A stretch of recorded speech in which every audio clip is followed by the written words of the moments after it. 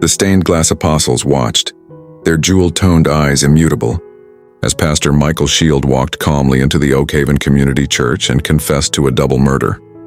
"I have sinned in the eyes of God and man," he said, his voice steady, his hands clean and still at his sides. He placed a single blood-caked key on the polished oak of the reception desk. "This will open the storage shed behind the old Miller place. You'll find 2 men there. I am responsible for their deaths." The church secretary, Eleanor Gable, froze, her hand hovering over the morning's attendance sheets. The words were so absurd, so violently out of place in the quiet hum of a Tuesday morning, that her brain refused to process them. This was Pastor Michael, the man who cried during his own sermons on grace, the man who hosted pancake breakfasts for the youth group and always remembered to ask after her ailing cat. "Pastor Michael?" she finally stammered, her eyes darting from his serene face to the grim metallic object. The word men echoed. Not monsters, not criminals, men.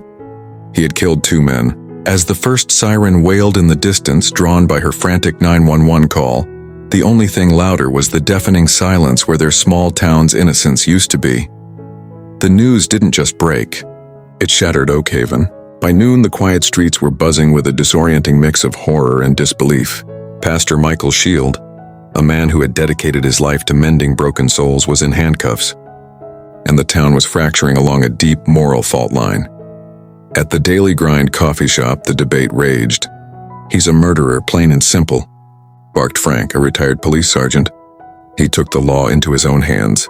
What kind of shepherd slaughters his sheep?" "But who were the sheep, Frank?" countered Sarah, a teacher whose son had been counseled by the pastor. "Have you seen the names? Marcus the Shark Vance and Derek Holt. Vance pumped opioids into our high school.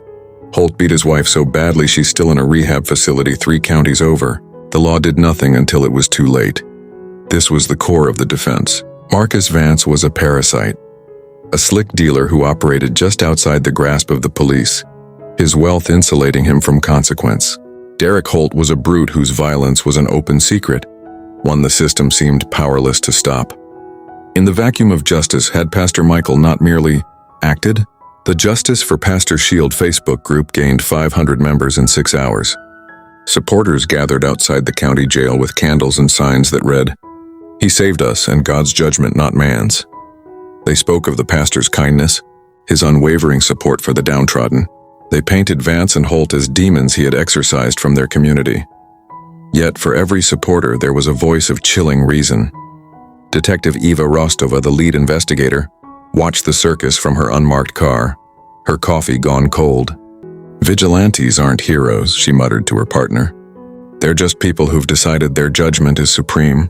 And a pastor who thinks he's God's executioner, that's the most dangerous kind of all." She looked at the weeping, praying crowd. They saw a martyr. She saw a crime scene and a confession that was, even to her seasoned eyes, a little too perfect. To understand the shock of Pastor Michael's confession, one had to understand the first name he gave, Marcus the Shark Vance. He wasn't just a criminal. He was a symptom of Oak Haven's quiet decay, a charming predator in a tailored suit. Marcus Vance didn't lurk in alleyways. He operated from a sleek downtown sports bar called the Finish Line, where he was a beloved regular, known for his generous tabs and his sponsorship of the local softball league. He was a businessman, or so he appeared. His real trade was despair. He targeted the vulnerable, the college kid drowning in debt, the construction worker with a chronic bad back, the lonely soul looking for chemical companionship. He offered solace in a little plastic bag or a brightly colored pill, a loan with an interest rate paid in addiction and servitude. Detective Rostova's file on him was thick, but her conviction record was thin. He was insulated, careful, and had a good lawyer. The community was divided. Some only saw his philanthropy, willfully blind to the suffering that funded it. But Pastor Michael saw it clearly. The church's food bank often fed the families Vance's trade had bankrupted. The church's recovery ministry, New Dawn, tried to piece back together the lives Vance had shattered.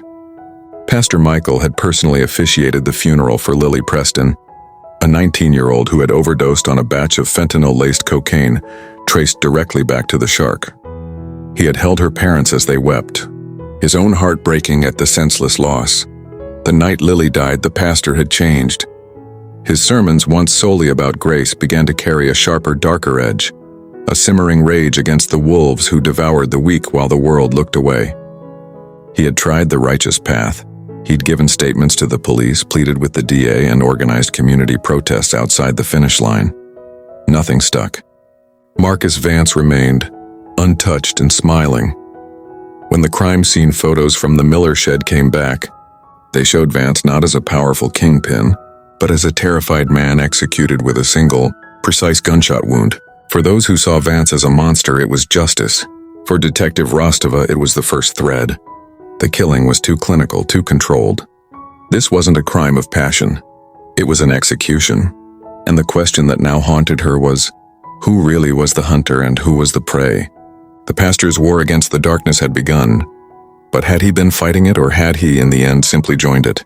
If Marcus Vance was the public poison, Derek Holt was the private plague. His name didn't make the papers, but it was whispered in hospital corridors and over frantic, hushed phone calls between neighbors. He was a ghost in the system, a man whose violence was an open secret that the law seemed constitutionally unable to exercise. Detective Rostova pulled the file. It was a tome of tragedy. 7 domestic disturbance calls in 3 years. 2 trips to the emergency room for his wife, Anna. A broken arm once. From a fall down the stairs. A ruptured eardrum another time. From a cabinet door swinging open. Every time Anna Holt, a woman whose spirit had been systematically dismantled, would refuse to press charges. She was a bird in a cage, too terrified of the world outside to fly, even when the cage itself was killing her. Pastor Michael had been her one refuge. Anna had started attending Oak Haven's Thursday morning women's group, a shadow of a woman who jumped at sudden noises. The pastor had counseled her, prayed with her, and even helped her file for a restraining order, which Holt violated the very same day by leaving a dead rose on her car. The police's hands were tied.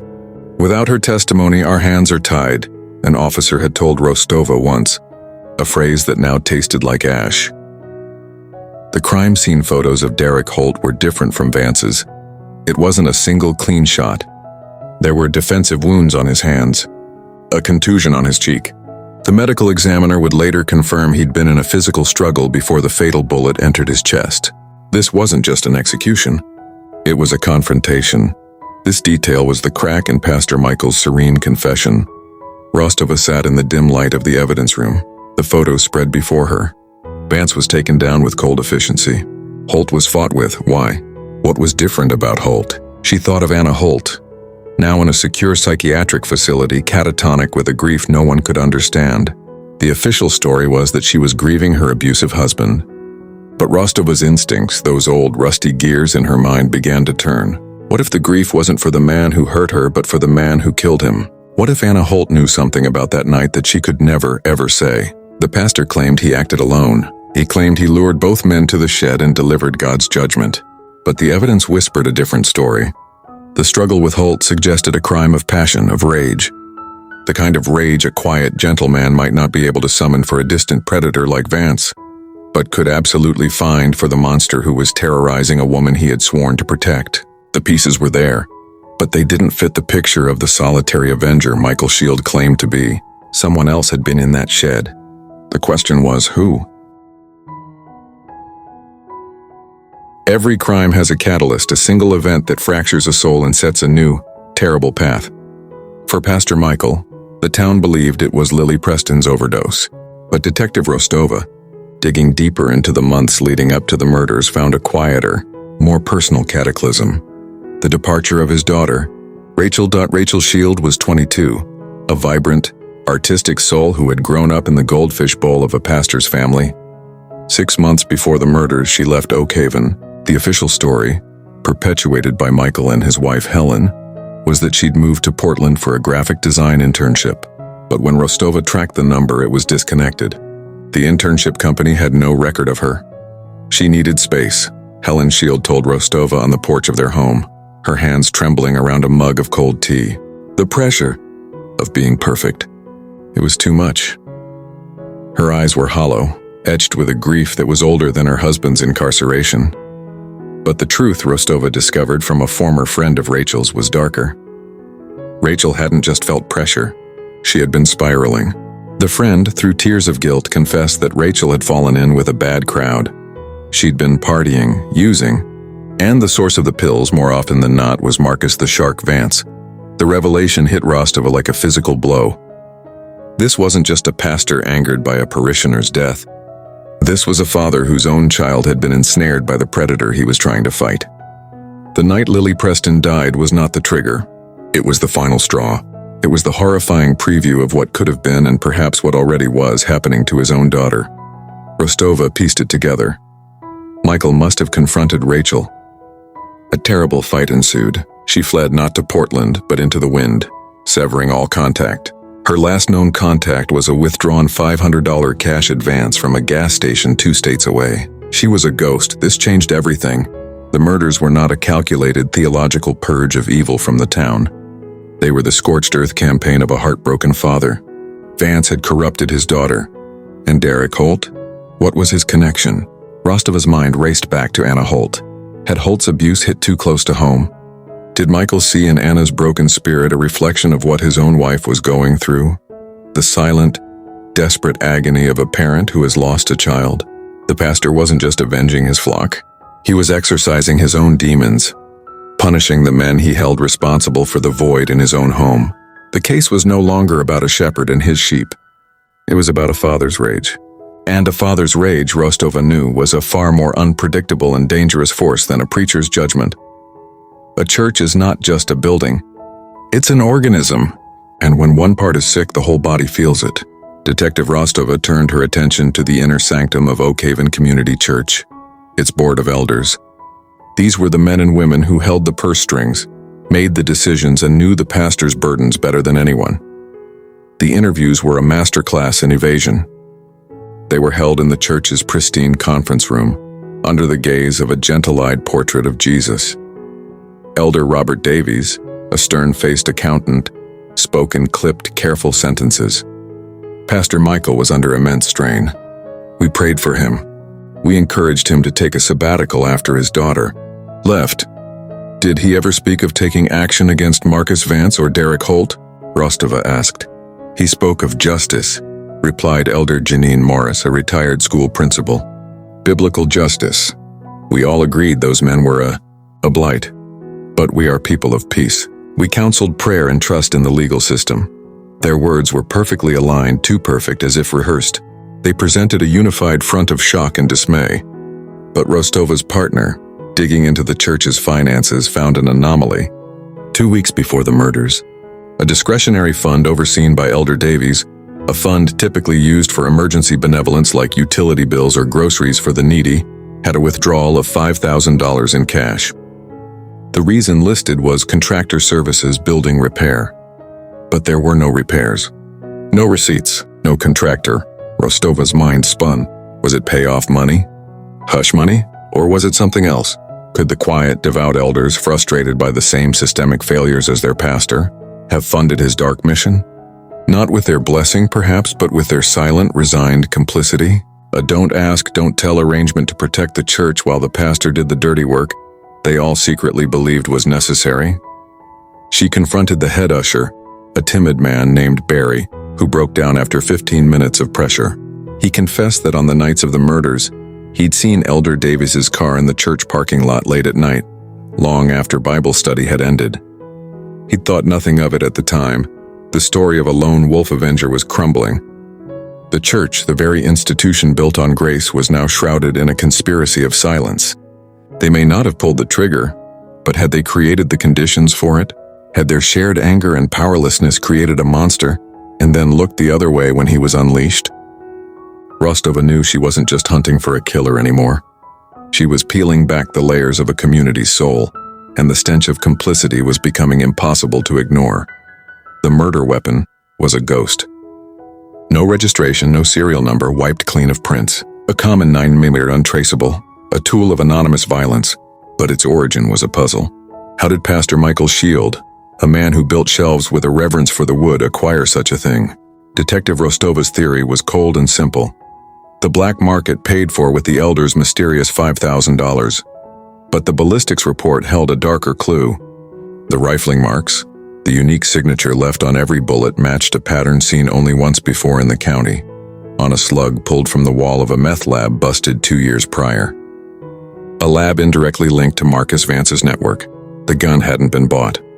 It had been taken, a trophy seized from the enemy. This changed the profile from a planned execution to a personal crusade. The pastor hadn't just killed Vance with a tool. He'd killed him with his own tool, a symbol of turning the devil's power against him. It was a message written in gunpowder and lead, and it made Rostova wonder what other secrets the righteous pastor had stolen in his holy war. The perfect pastor had a crack in his armor, and her name was Isabel. Rostova discovered her through a single frantic text on a burner phone linked to Michael. "I can't be your secret anymore. He knows." Isabel was a former addict Michael had saved through his New Dawn ministry. Their relationship had spiraled from spiritual guidance into a desperate physical affair. She was his confessor, the one person he showed his rage and despair to. And she confirmed Rostova's darkest suspicion about Derek Holt. "It wasn't just about Anna," Isabel whispered in a safe house, her hands shaking. "Derek, he started coming to me after I got clean. He knew about Michael and me. He said he'd tell the whole church, destroy everything unless I paid him. He was blackmailing us. The second murder was personal. Holt wasn't just an abuser. He was a threat to Michael's own secret sin. The confrontation in the shed wasn't a holy execution. It was a messy, violent struggle to silence a blackmailer. The pastor's holy war was fueled by hypocrisy, his judgment clouded by the very secrets he condemned. The martyr was falling, revealing a terrified, cornered man. The $5,000 wasn't for a hitman or a gun. It was for a hacker. Elder Davies, terrified of Vance's influence and its effect on the church's youth, had acted alone. He hired a digital ghost to cripple Vance's operation, to find transaction records they could hand to the FBI. The hacker succeeded. He found the records, but he also found something else. A hidden server Vance used for his most private communications. On it, a video file. The timestamp was the night Rachel Shield vanished. Rostova clicked play. The shaky footage from a hidden camera in Vance's office showed a heated argument. Rachel screaming at Vance, demanding he leave her father's church alone. Vance laughing, taunting her. Then the struggle, a push. Rachel's head struck the corner of his steel desk. She fell and did not move. Vance panicked. The video cut off. He had covered it up, making her disappearance look like a runaway. Pastor Michael never knew the truth. He thought his daughter had simply abandoned him. Rostova sat in stunned silence. The pastor had killed the man who murdered his daughter without ever knowing it. His confession was a lie that concealed a deeper, more tragic truth. He believed he was a killer for justice. In reality, he was an unwitting instrument of a much darker, more personal vengeance. The case had just turned inside out. The video changed everything, but it also created a new, chilling mystery. If Vance killed Rachel in a panicked accident, what happened to her body? The official file still listed her as a missing person. Rostova re-interviewed Vance's known associates, pushing harder with the new leverage. A low-level enforcer, facing serious time, finally cracked. He confessed to helping Vance dispose of the body that night. They'd buried her in a remote corner of the state forest, under a distinctive lightning-scarred pine tree. A forensic team was dispatched. As they dug, Rostova stood beside a pale and shattered Pastor Michael, who was brought to the site under guard. The earth gave up its secret, Rachel's remains along with her identification. The pastor's knees buckled. His confession, his stoic facade, shattered into a million pieces. He had murdered his daughter's killer, driven by a grief he couldn't name for a crime he didn't know existed. The justice he thought he was delivering was a hollow echo of the truth. With Rachel's body found, the case against the late Marcus Vance was closed. But the case against Pastor Michael was now a legal and ethical minefield. The district attorney saw a problem. How do you prosecute a man for killing his daughter's murderer? A jury would never convict. Rostova visited Michael in his cell. He was a ghost of the man who had confessed, his eyes hollow with a new, profound agony. "I felt her," he whispered. "I felt her guiding my hand, and I thought it was God." Rostova presented the deal. Voluntary manslaughter. No life sentence. He would serve time, but in a medium security facility with a chance for parole.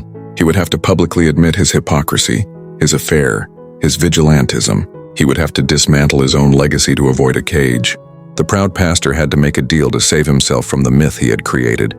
The plea deal sent shockwaves through Oakhaven. The Justice for Pastor Shield crowd felt betrayed. He wasn't a martyr. He was an adulterer and a killer, just a man.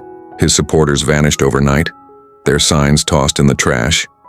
But the true tragedy unfolded in the pews of his own church. Elder Davies resigned in disgrace. His wife Helen filed for divorce, unable to look at the man whose grief had turned into a secret life that excluded her. The church itself was fractured, its faith shaken not by the world's evil but by the sin of its shepherd. On the day of his sentencing, Pastor Michael Shield stood before the court. He didn't speak of God or justice. He spoke only to the empty chair where his wife should have been. "I sought to punish the world's evil," he said, his voice broken. "And in doing so, I became the very thing I preached against. I am unforgiven and I deserve to be." The gavel fell. The shepherd was led away, his flock scattered, his penance just beginning. In the months following Michael Shield's sentencing, the Oakhaven Community Church did not find peace. It found a void. The pews, once filled with a vibrant, believing community, were now sparsely populated by a haunted remnant. The sermons, now delivered by a rotating cast of guest pastors, felt hollow and academic, lacking the passionate, personal touch that had defined Michael's ministry. The divisions ran deep. One faction, led by the few remaining elders, fought desperately to preserve the institution, to reclaim the church's true mission. They organized potlucks and prayer circles that were tense, joyless affairs. Another faction, feeling profoundly betrayed, had abandoned organized religion altogether, their faith shattered not by secularism, but by the hypocrisy of the man who was supposed to embody it. The church's finances dwindled, and the vibrant community outreach programs, the food bank, the New Dawn Recovery Ministry, slowly withered from lack of funds and leadership. The building itself seemed to sag, its walls absorbing the collective grief and disillusionment. The evil Michael had sought to eradicate had, in the end, not been defeated. It had simply migrated, taking root in the heart of the community he loved, poisoning it from within with doubt and despair. A year into his sentence, Michael received his first and only visitor. Helen Shield sat on the other side of the thick plexiglass, her face a mask of composed sorrow. She picked up the phone, her hands no longer trembling but steady with a hard-won resolve. The conversation was not an accusation, nor was it a reconciliation. It was a closing of a book. Helen spoke of the divorce now final. She spoke of selling the house, of the memories in every room that had become too heavy to bear. She did not ask for his forgiveness, nor did she offer hers. Then she told him about the box she'd found while packing, hidden at the back of his closet. It was a box of Rachel's things, old drawings, a locket, a diary from her early teens that Michael had kept secret. He had hidden his grief from her, just as he had hidden his affair and his vengeance. "We could have mourned her together, Michael," Helen said, her voice quiet but clear through the receiver. "That was the real sin. You shut me out. You chose to be the lone avenger instead of my husband." She wasn't there to condemn the killer, but to confront the stranger her husband had become. She stood to leave, offering him one last devastating truth. "I don't hate you. I pity you, because you have to live with the man you chose to be, and I finally get to be free of him." She hung up the phone and walked away, leaving him alone with the ghost of the family he had destroyed not with bullets but with secrets. 5 years later, the building that once housed the Oakhaven Community Church had a new name and a new purpose. The New Dawn Community Center was a secular non-profit organization focused on addiction recovery and domestic violence support. It was funded by a mysterious anonymous donor, a trust that Detective Eva Rostova strongly suspected was managed by a remorseful Elder Davies. The director was Isabel, the former mistress. Having rebuilt her life and achieved her counseling certification, she had returned to the very place where her own life had spiraled, now tasked with helping others. She ran the center with a pragmatic compassion, free from the weight of dogma. There were no crosses on the walls, only posters for crisis hotlines and support group schedules. One afternoon, a familiar face walked in, Anna Holt, Derek's widow. She was not the broken woman from the files, but a confident volunteer helping other women navigate the legal system. She and Isabel shared a look, a silent understanding of a painful, complicated past they had both survived. The center was a testament to a painful truth. Sometimes redemption does not come from a grand, theological gesture, but from quiet, practical work. The legacy of Pastor Michael Shield was not a purified town or a triumphant faith. It was this: a humble, secular sanctuary born from the ashes of his hypocrisy and failure. The community had found its own path to healing, not by looking to a shepherd in the pulpit, but by learning to lean on each other. The new dawn, it turned out, arrived not with a bang, but with the quiet, determined work of survivors. The steady, anonymous funding for the New Dawn Community Center was the one clean, redemptive thread in the whole sordid affair. Detective Rostova, now a lieutenant but unable to let the case fully rest, decided to pull it. She discovered the trust was not managed by Elder Davies as she had suspected. The trail led her to a prestigious law firm in a nearby city, and after some deft legal pressure, the partner reluctantly revealed the source: Helen Shield. The life insurance payout from Michael's policy, which she had been entitled to upon their divorce, had been almost entirely funneled into the trust. She had not kept a penny. In a brief sworn statement to the lawyers, Helen wrote, "This money is stained. It was earned in the pulpit of a lie. Let it do now what he always promised to do but failed: help people without judgment, without condition, and without a secret heart." Rostova was stunned. This was not the act of a bitter ex-wife, but of a prophetess. Helen had taken the symbol of their broken covenant, the financial security for a shared future that was now ash, and had transmuted it into a force for genuine good. It was the ultimate absolution, and it was an absolution Michael would never know about. The lawyer confirmed Helen had moved to another country, seeking total anonymity. She had engineered her own form of justice, one that was quiet, constructive, and utterly final. She had built a lasting monument to the man Michael should have been, using the ruins of the man he became. The prison chaplain, a weary man named Father Costello, sent a letter to Lieutenant Rostova. Michael Shield, now inmate REM 7824, was dying. A swift and aggressive cancer had taken root, and the doctors gave him weeks. He had something he wanted to say. Rostova found him in the prison infirmary, a shrunken figure in a sterile bed, the fire of vengeance and the burden of guilt, both finally extinguished. His voice was a whisper. "The gun," he said, his clouded eyes finding hers. "You never found where I got it." Rostova leaned in. "We assumed it was from Vance's network." A faint, sad smile touched his lips. "No, I'm not that clever. I bought it from a man in a truck stop parking lot. I paid him $300. It was the most sinful transaction of my life. Not because of the money, but because of the hope. I hoped it would work. I hoped it would fill the hole Rachel left." He paused, gathering breath. It didn't. It just made a bigger one. This was his final confession. Not about the murders, but about the moment his faith truly broke. It wasn't in the shed with the bodies. It was in that grimy parking lot, when he placed his faith in cold, stamped steel instead of the God he preached. He had sought a tangible solution to a spiritual ache, and in doing so, he had damned himself long before he pulled the trigger. "I thought I was a warrior for God," he whispered. "I was just a sad, scared man with a gun." He closed his eyes. This was the truth he would carry to his grave. He was not a fallen angel. He was a failed man, and in the end, that was a much heavier cross to bear. Michael Shield was buried in a prison cemetery, his grave marked only by a simple stone with his inmate number. No one from his old life attended. The story was over for Oakhaven, but on a rainy afternoon a month later, two figures stood by the grave: Isabel and Anna Holt, bound by a tragedy that had redefined them both. They did not bring flowers. Isabel placed a small, smooth stone she'd picked up from the path on top of the marker. Anna stood in silence, her head bowed. They were not there to mourn the man, but to acknowledge the catalyst. His violence had been the earthquake that shattered their lives, but from the rubble, they had built new ones, stronger and more authentic. They were there to bear witness to the end of the path he chose, a stark reminder of where hatred and secrets led. As they turned to leave, Anna finally spoke, her voice soft but clear in the drizzle. "He thought he was saving me from Derek. In the most terrible way imaginable, he did." It was not a forgiveness, but a grim acknowledgement of the story's horrible, twisted symmetry. They walked away from the numbered stone, leaving the rain to wash over the memory of the shepherd who lost his way, leaving no legacy but the lessons learned from his ruin. The discovery of Michael Shield's journal didn't just add a footnote to the case, it detonated the entire narrative.